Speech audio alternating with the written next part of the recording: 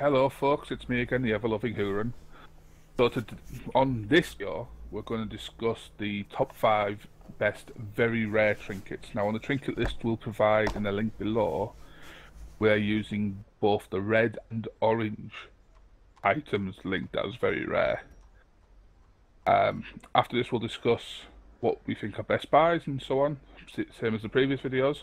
So, without further ado, I let Damp go off with the Book of Sanity.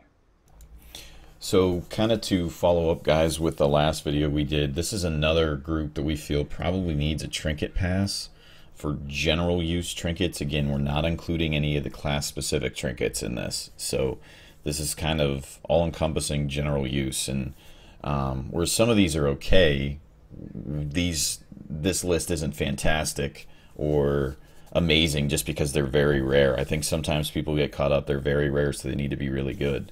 Not necessarily the case. This is better than the last one. Definitely better than the last one. Yeah.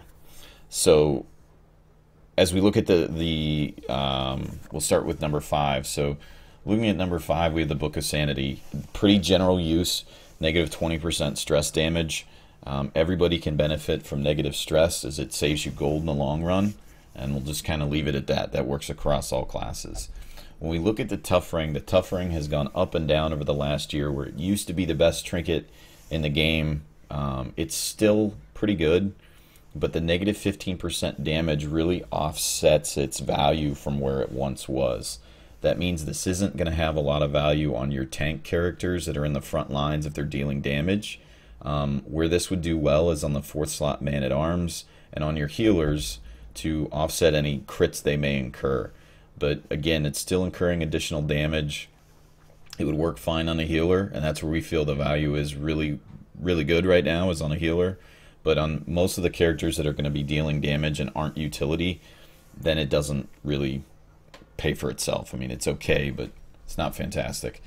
And when we look at the third one, which is the Aria box. So the Aria box is a little bit better than the Book of Sanity when it comes to reducing stress damage.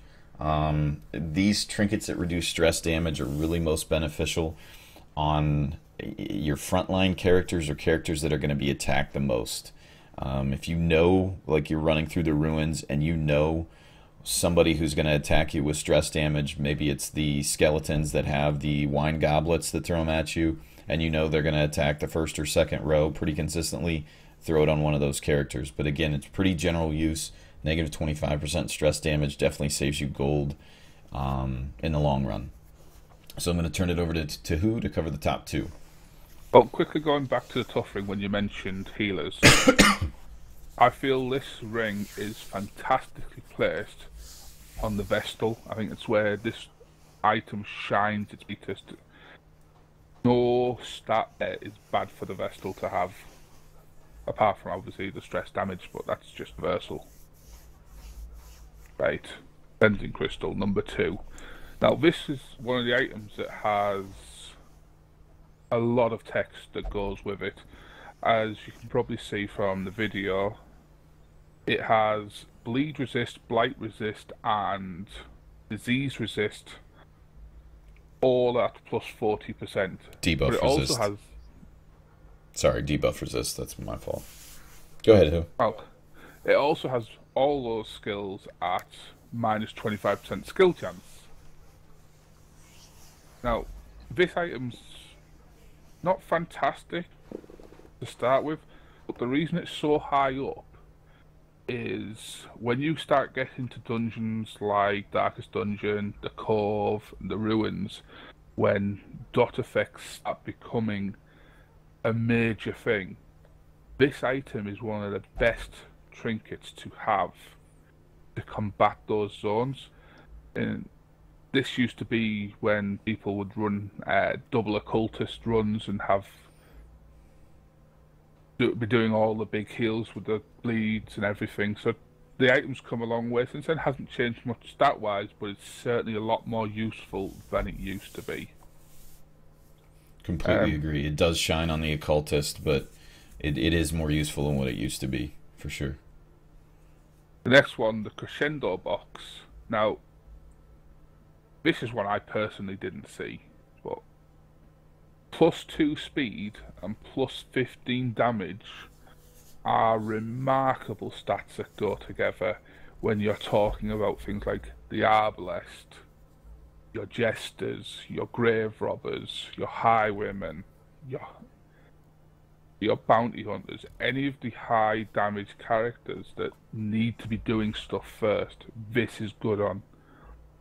This item is so good, stat-wise, that the only thing that stops it being a must-have on every DPS character is the stress damage. I personally think this item shines on most of the classes that benefit from marks, whether it's an Arbalest or a Bounty Hunter, the Houndmaster even. The Houndmaster doesn't do a lot of top-line damage, so the plus 15% damage doesn't benefit him as much, but the plus 2 speed does. I really think this shines on the Bounty Hunter primarily. Oh, yeah. But that pretty much wraps it up as far as very rare goes, guys. Well, what would you say? What would you say is your must buy for very rare damp? The only one I'm rating a must buy is the Cleansing Crystal. These Crescendo box and the Aria box you can't buy, but the Cleansing Crystal, only for an occultist is it a must buy, and only if you don't have any, obviously, that have dropped. Once you have one or two, you don't really need any more. So that's where I feel. I agree. I would buy 2 if I didn't have any, or I only had one. I'd definitely buy a second one after it got to that point. I agree with Damp. Just if they drop, fantastic. If they don't, no harm done. Yep. So thanks, guys, for watching. See you in the next video. Check the description below.